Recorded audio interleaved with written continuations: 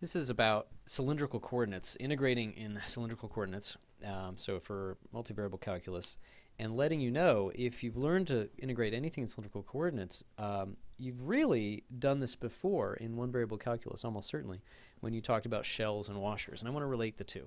So let's start with cylindrical coordinates, and then we'll discover that we really are kind of rederiving, in certain cases, the shell and washer formulas from BC calculus, or Calc 1, Calc 2. So here's an example. We've got a region in between z equals x and z equals x squared in the xz plane. Now usually in like BC calculus, this would be x and this would be y. But I want to be a little bit more amenable to how we do things in 3 dimensions. We often like, if there's some sort of rotational symmetry, we often prefer it to be about the z-axis. Okay, so it doesn't really change anything, it just changes the letters. And I'm going to revolve that around the z-axis. Okay, well that means puts it in 3 variables. And so we're going to get a y-axis. Now, to be a right-handed coordinate system, the y should actually be going back into the page. Okay, I'm already losing my black marker. Let's try red.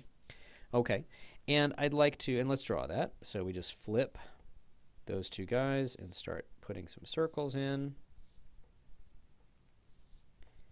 Okay, so it's this region it's everything inside a bowl, a parabolic bowl, but then with that cone cut out of it. So it's just everything in between here and here and the front and the back. Okay, so how would we set that up in cylindrical? Well, of course, there's a choice about what order we do the variables in. Okay, so if we want to do the volume of that, okay, let's try one order, which would be r dz dr d theta. That's kind of the most typical order you see for cylindrical.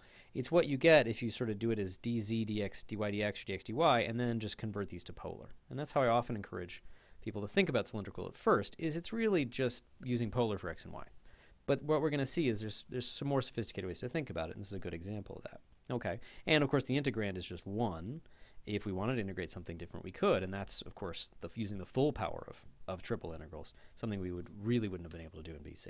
Okay, but what's the setup? Okay, well, d theta is going from 0 to 2 pi. And the thing about a volume of revolution is d theta would always go from 0 to 2 pi, going all the way around, and nothing else would depend on theta. That's what it means to be symmetric, to be a volume of revolution, because you're symmetric in all directions from the axis. Okay. Now, the dz dr, let's see, r, what's the setup for r here? Well, we could look at the floor plan, for example. This guy projects down to a disk. Where do these meet? Okay, the original thing met at z and x were both equal to 1. Okay, well, what does that mean about when we revolve that? If I take something that's x equals 1 along the x-axis, and then I revolve it, that just turns into r equals 1.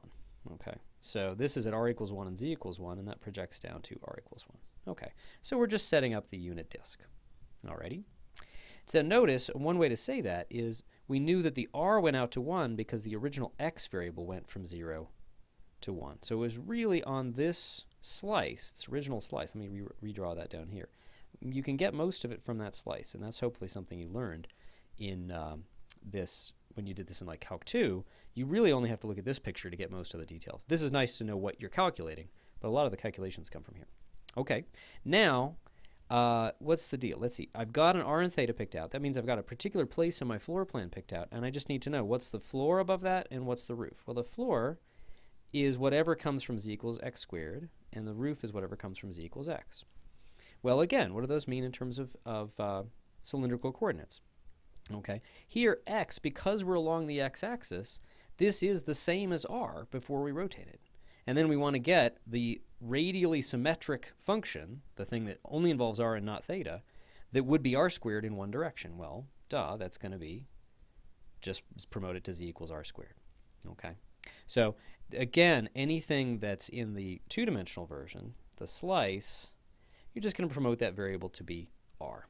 And then this is going to turn into, the cone here is familiar as z equals r. Okay, we've seen those. These are very classic examples in cylindrical coordinates. Z equals r is the cone, and z equals r squared is a bowl. Okay, so z is going to go from r squared to r. Okay, so now I want to do a little bit of this. I actually want to do the theta integration first. So really, I'm really kind of using Fubini to put the theta in here. So let's rewrite it. 0 to 1, r squared to r, 0 to 2 pi of d theta, and then dz, and then only then do we have to remember the r dr. Okay, so I want to see what happens when I do that in that order. The d theta gives me a 2 pi. Okay, and then the dz integral is very simple. There's no z dependence here. And so I'm just going to get r minus r squared. And then times r dr. Okay, so I want to talk about how that's familiar both geometrically and algebraically. Geometrically, what have I done by doing it in this weird order, seemingly weird, d theta, dz, dr? The d theta means first I look at the floor plan and I say I'm going to track all the way around in theta for a particular value of r and z. So that means I'm going to kind of do some sort of loop in the floor plan, okay? And I'm going to integrate out the theta, so it's all going to be above a loop in the floor plan. Then the next integral was dz. That means I'm going to let z vary. So I'm going to look at everything above a certain theta value, above all the theta values rather, but at a certain r, and I'm going to let z vary. Well, what does that produce? I know it's getting rather busy. Let me see if I can do that. It produces this kind of shape. The theta values are allowed to go free. I take all the 0 to 2 pi. The dz are allowed to be whatever the legal values are for this region. Hey, I get a cylindrical shell. Ta-da! Now what do I do? So what does this thing do? It then does the final integration. It says this quantity here, basically all this stuff is included, or this integrand with the 2 pi included, is calculating what the contribution of each shell is, and then I add up all the shells at different radii. That's exactly the idea of the method of cylindrical shells.